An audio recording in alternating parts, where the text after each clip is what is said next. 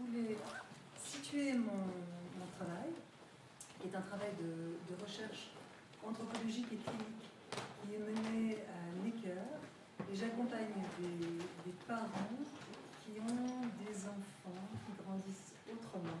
Et je me permets de paraphraser Lynn, ce sont des enfants avec des besoins spécifiques, ce qui veut dire que ce sont des parents qui vivent un immense défi.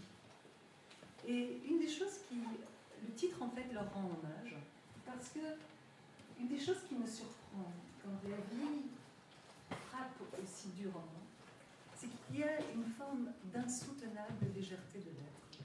C'est-à-dire que la vie devient comme une série de séquences, d'événements, dans lesquels il est difficile parfois de puiser du sens. Et en fait, pour nous tous praticiens du clin, nous savons ô combien il est vital pour nous, et c'est une source de vitalité, que d'avoir une vie intérieure et que de pouvoir donner du sens à notre réalité, de telle manière à ce que notre réalité devienne une réalité sensible. Et on a pu constater ce matin la beauté de cette sensibilité. Et je voudrais rendre hommage cette fois-ci aux enthousiastes, parce qu'on a pu apprécier le moment où Jean-Pierre a vu son aigle royal atterrir, et toute la sensibilité de cette intelligence qui s'est exprimée. On a pu apprécier comment Nathalie a trié sa vie et a pu récupérer son projet d'amour. On a pu apprécier comment Michel a cherché et façonné son partage. Donc, ce sont des façons, en fait, de trier notre univers. Mais de trier notre univers à travers notre sensibilité et de pouvoir exister d'une manière vitale dans cette réalité sensible. Et cette insoutenable légèreté de l'être fait que ces êtres, devant la dureté de ces épreuves qui reviennent quotidiennement, qui sont en fait le syndrome de Dravet est une épilepsie rare, qui affecte le développement psychomoteur de l'enfant, mais qui veut aussi dire que ces épilepsies peuvent se changer en convulsions, l'enfant peut avoir un coma, il peut y avoir des conséquences de ces épilepsies. Donc, chaque instant est une épreuve. Et moi, je suis, dans ma pratique, je suis anthropologue. Et ce qui me fascine, c'est ce qui nous humanise. C'est ce qui nous rend capables d'utiliser notre sensibilité et notre intelligence. Et donc, j'ai voulu accompagner ces parents, non pas parce que l'épreuve me fascine en soi, mais parce que quand on fait face à l'impossible, on est obligé de faire appel à toute l'intelligence et la sensibilité que l'on a. Et donc, je voulais essayer de comprendre comment ces parents, face à l'impossible, gèrent cette réalité sensible. Donc, ça c'est mon introduction. Et ce que nous allons faire dans le cadre de cet atelier, c'est un petit exercice qui consiste à vous faire découvrir la nature des moyens que j'ai mis en place pour accompagner ces parents. Alors, nous ne sommes plus dans le coach, avec son modèle, nous ne sommes plus vraiment dans le clean, avec son expérience, mais nous sommes quelque part entre les deux.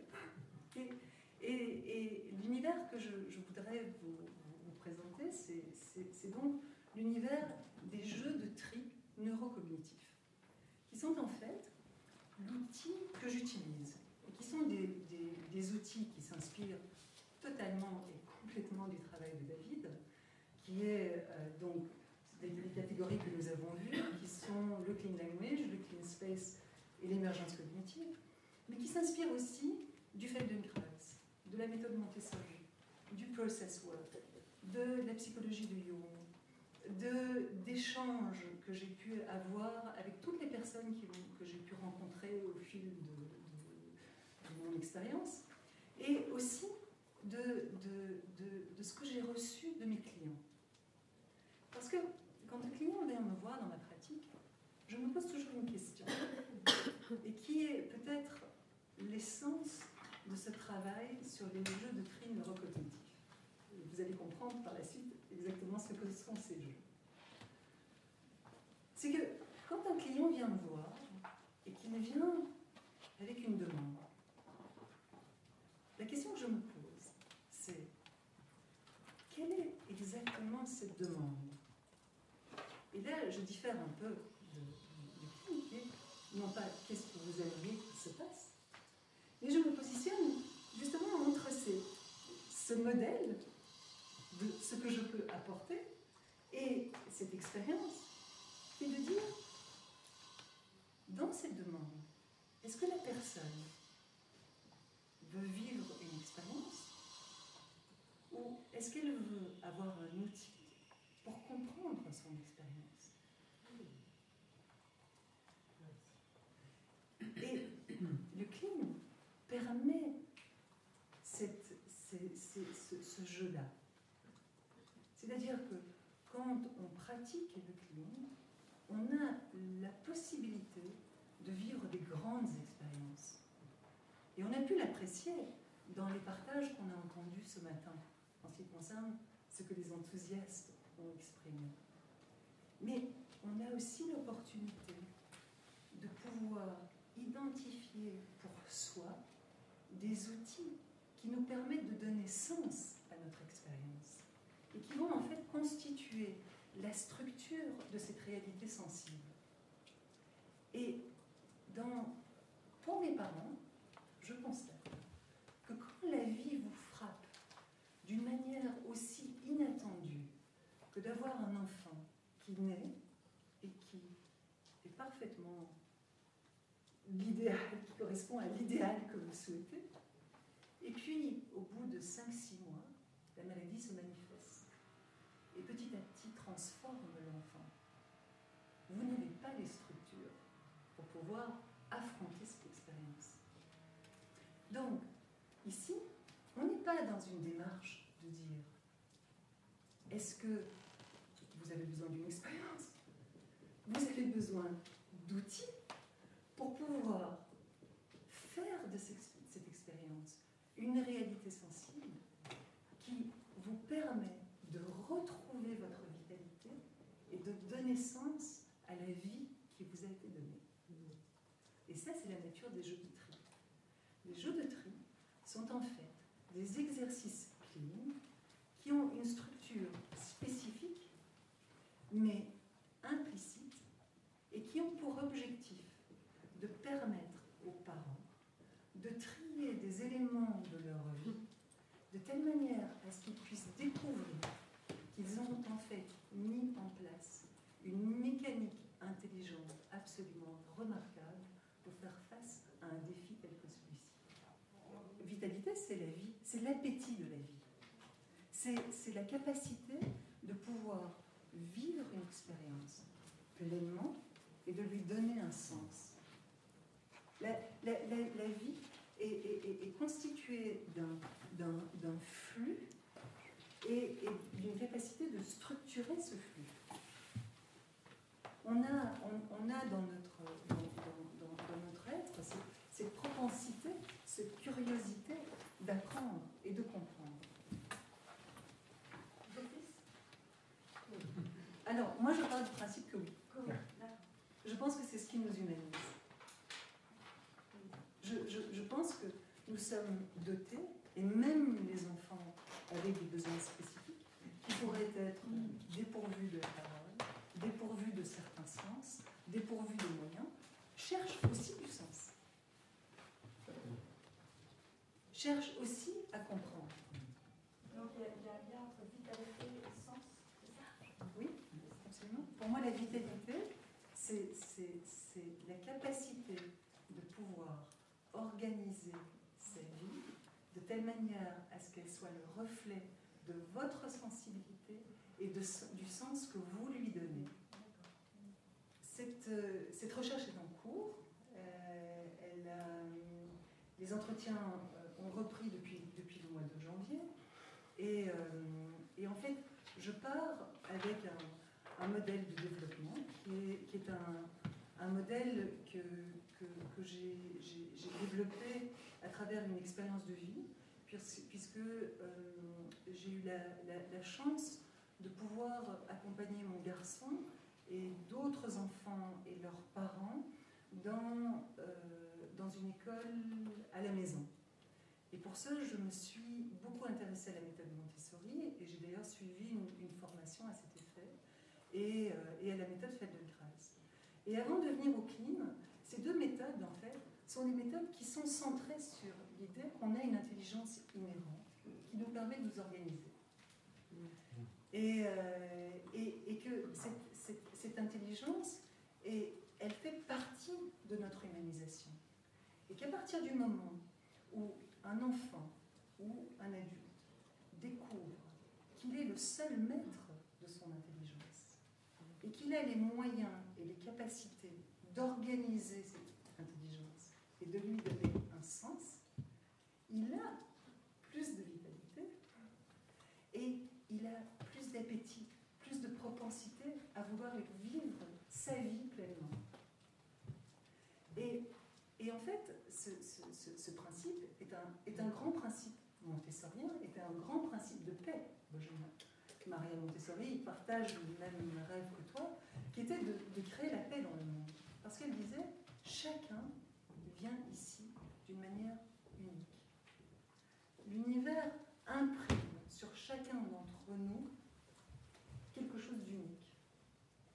Et il nous faut trouver des moyens de puiser jusqu'au plus profond de nous-mêmes pour trouver cette dimension unique. Et à partir du moment où chacun a sa place, la paix trouvera sa place. Une des choses que je sais, c'est que parfois, il faut aller très profondément pour trouver chez quelqu'un ce qui le singularise.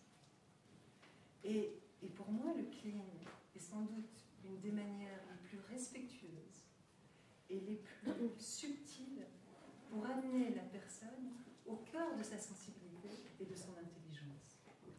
Et donc c'est vraiment cette capacité à comprendre comment on a été impressionné par la vie. Et comment cette impression qui nous caractérise, on va pouvoir se l'approprier et lui donner une forme, et lui donner un sens, et lui donner une action. Donc ceci est en fait le cadre de cet exercice. Alors, qu'est-ce que nous allons faire?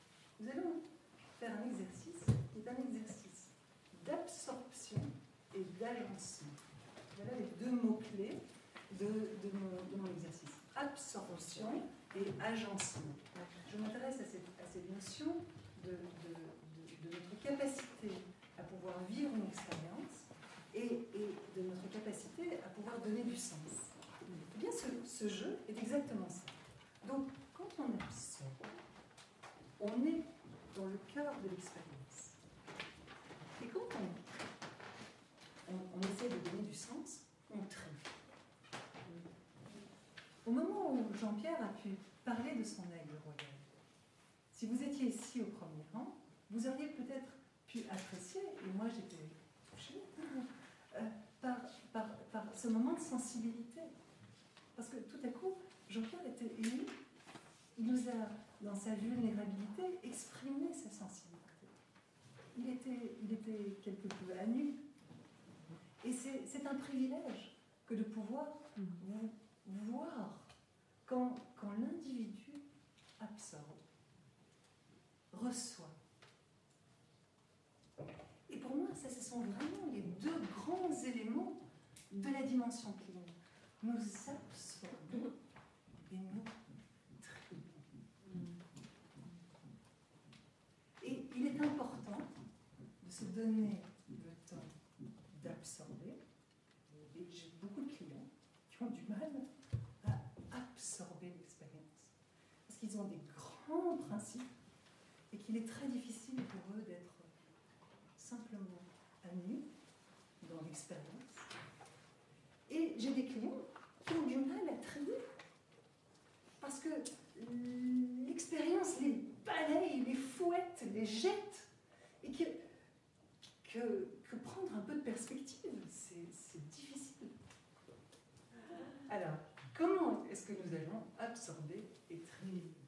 Bon, mais d'abord, je vais utiliser le clean pour vous poser une simple question. Vous allez rester assis sur la chaise et on va s'intéresser à cette fonction de l'absorption. Et puis nous allons aller vivre une expérience d'absorption. Et puis nous allons nous rasseoir sur la chaise et nous allons trier. Alors, premier point, l'absorption. Et quand vous pensez à la notion d'absorber, pour vous, c'est comme quoi? Et précisément, quand vous sentez le fait d'absorber, c'est comme quoi? Et qu'est-ce qui doit se passer pour que vous puissiez absorber un petit peu plus? Et quand vous pensez à absorber, pour vous, c'est comme quoi?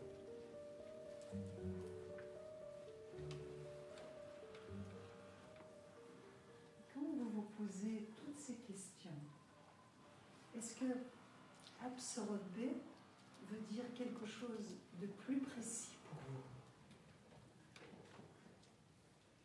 Et quand vous savez cela, est-ce que vous pouvez maintenant absorber?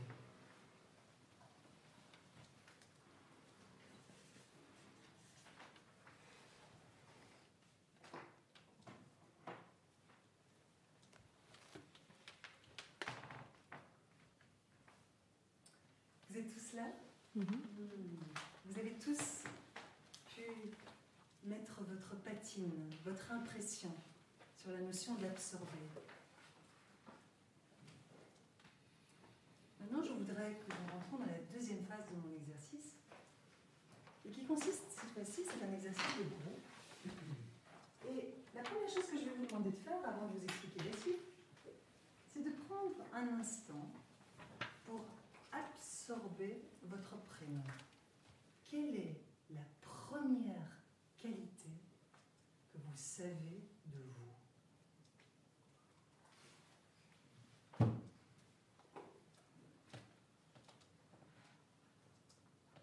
Et notez-la. Et encore une fois, laissez ce nom résonner en vous. Et laissez-vous absorber par ce nom-là. Et quand vous êtes appelé comme ça, quelle est la deuxième qualité?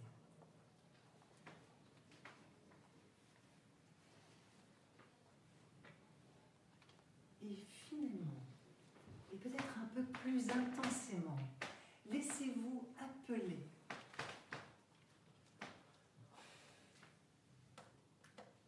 Et quand vous êtes appelé comme ça, quelle est la qualité?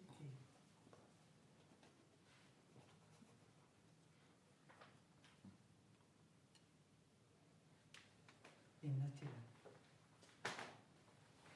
Maria Montessori a écrit un livre qu'elle appelle L'enfant absorbant. Et elle a constitué tout un matériel qui permet à l'enfant d'être absorbé. Le terme est d'elle. Et je peux vous dire que quand un enfant est absorbé par son matériel, il ressemble à un adulte qui fait du clean. Parce que l'enfant absorbé devient réceptif à ce qui se manifeste dans l'instant, ce qui émerge à l'intérieur de lui et à l'extérieur de lui. Et il y a une qualité particulière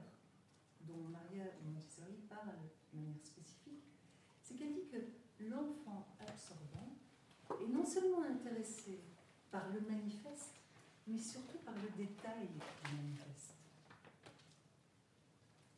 Et je vais vous inviter, dans cette partie-ci, dans cet exercice, à rajouter cette qualité à votre travail. C'est-à-dire que de devenir sensible. Parce que vous allez vous rencontrer l'un l'autre, et je voudrais que vous prêtez attention à l'autre. Et prêter attention à l'autre vous appartient. Mais ici, je glisse certaines suggestions. C'est la lenteur du mouvement, la couleur des yeux, l'habit, l'odeur, l'ambiance, le lieu, le craquement sur le plancher. Donc, l'enfant absorbant, il est dans une promenade, il flâne, il capte, il est un poète qui voyage. Donc, l'exercice qui suit nécessite cette qualité. Et ce que je vais vous demander de faire, c'est de suivre ce petit protocole. De prendre la première qualité et de la sentir. Et puis, de regarder autour de la pièce et de créer un contact avec l'un d'entre vous et de s'approcher et de dire, alors je vais prendre une qualité qui est cette qualité que je considère avoir et que je stimule chez les parents de ma recherche, c'est que je suis sensible. Et je vais rencontrer quelqu'un et je vais lui dire,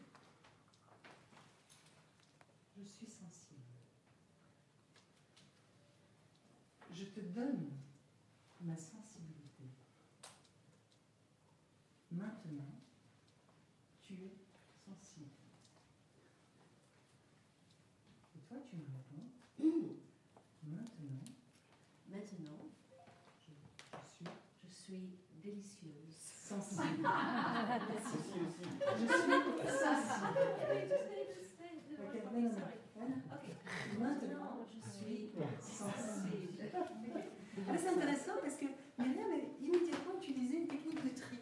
Elle a cherché à trier plutôt que simplement d'absorber ce qui lui a été donné. Okay. Donc c'est une façon de montrer, merci Myriam pour cette intervention, parce qu'elle montre bien que nous avons trié et nous avons absorbé. Okay. Et nous sommes dans absorber. Okay. Donc, je suis, vous donnez, vous ressentez votre qualité, je te donne, et certains ne se connaissent pas, mais j'impose le tutoiement. Nous sommes tous des enfants absorbants. Maintenant, tu es, et l'autre résonne et absorbe, et dit, maintenant, je suis. Et j'ai mis et j'absorbe. Il n'y a pas lieu de le dire, mais il y a lieu de le faire. Je suis en intériorité.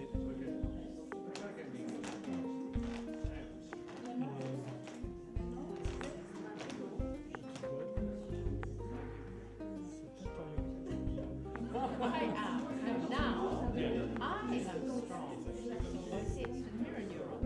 Now I am strong.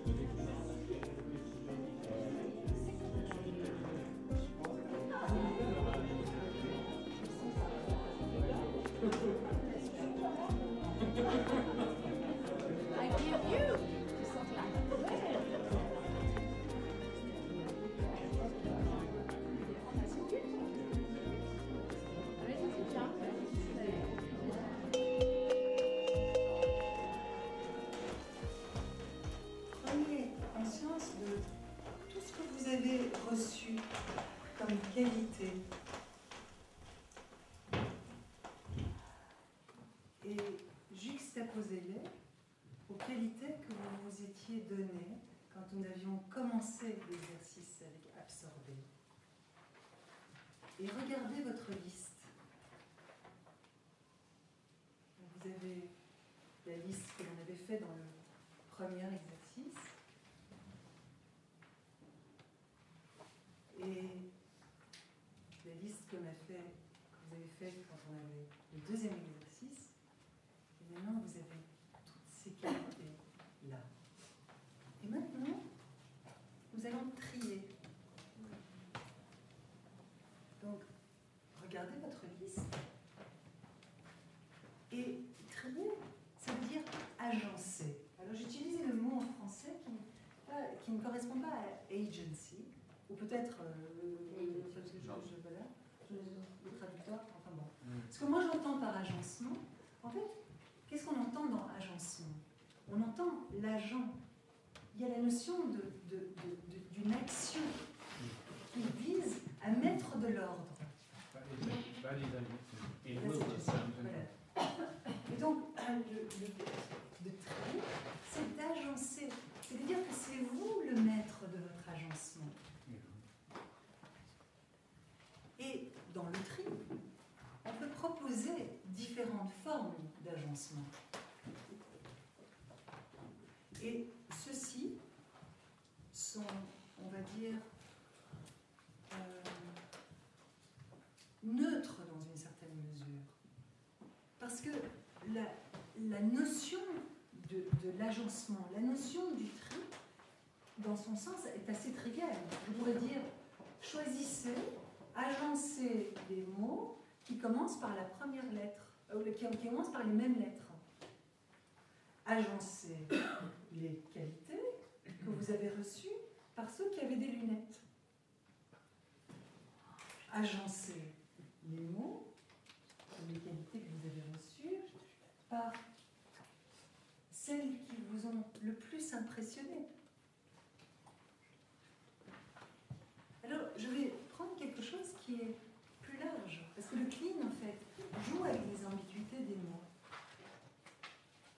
Donc, faites une liste de ces qualités, de la plus importante à la moins importante, pour vous, maintenant.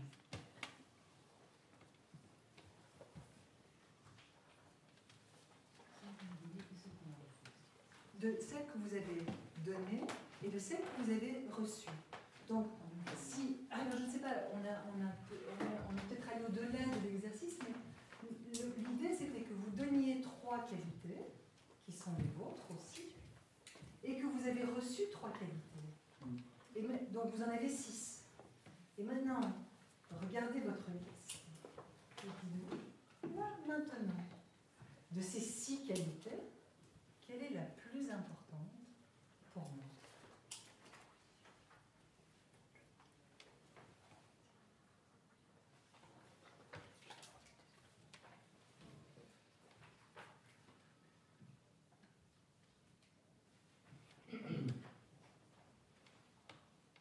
Et quand vous regardez votre liste, par ordre d'importance, que savez-vous de la première qualité, de la plus importante?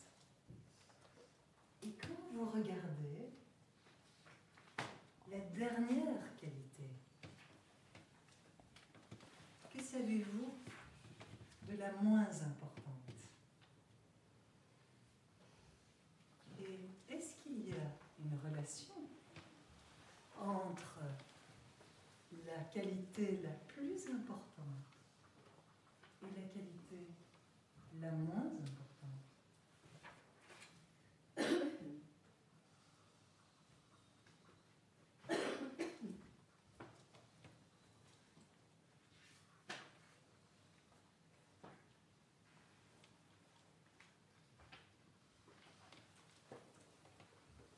Et qu'est-ce qui devrait se passer pour que la qualité la moins importante devienne devienne la qualité la plus importante.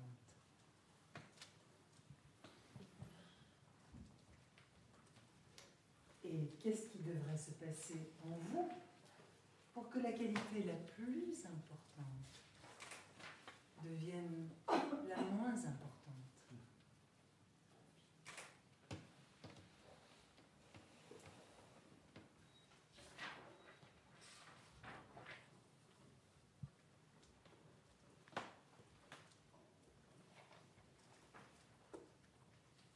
Et que savez-vous maintenant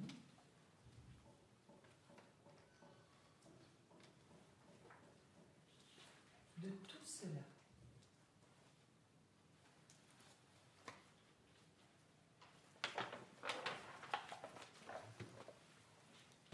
Et que savez-vous de ce principe d'absorber et de trier?